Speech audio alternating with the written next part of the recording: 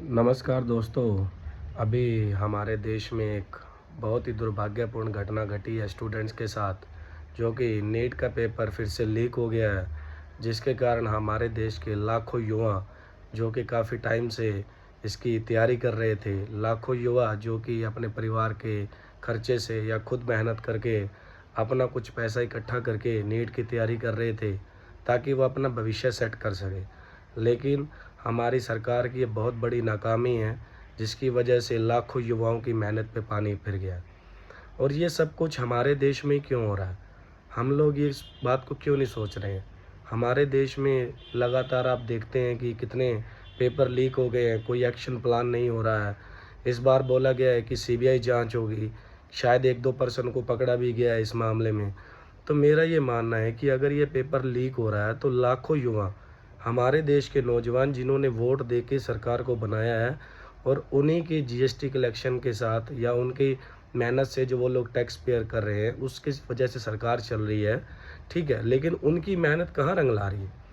उनके टैक्स का पैसा, उनका भविष्य कहाँ मैच्योर हो रहा है?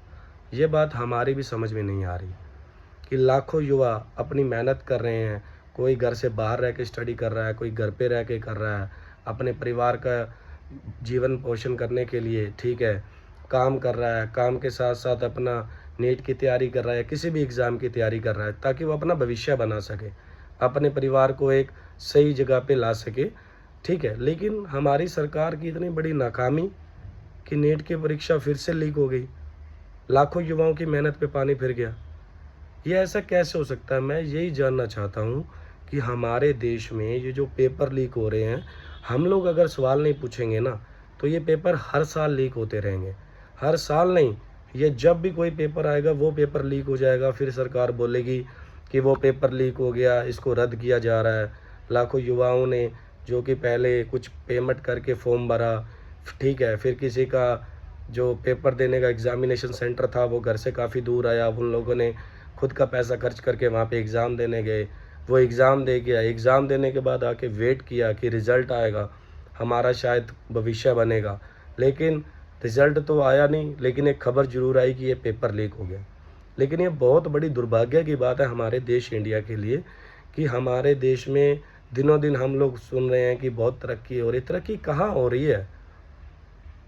जब चुनाव आते हैं तब हमारे देश में ये सब भाषणों में बोला जाता है कि इतना रोजगार दिया जाएगा, यहाँ पर ये किया जाएगा, वो किया जाएगा। तो ये चीज़ कहाँ हो रही है?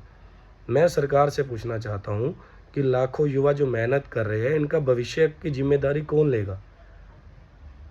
मतलब जो लोग सिर्फ वोट डालने का काम है, या मतलब चुनाव आने के टाइम वहाँ पर भाषण सुनने का लोगों का काम है कि यार ठीक है, वो नेता आया, वो बोल गया कि आपका भविष्य उज्जवल करेंगे, ये करेंगे, वो करेंगे। कहाँ उज्जवल हो रहा है?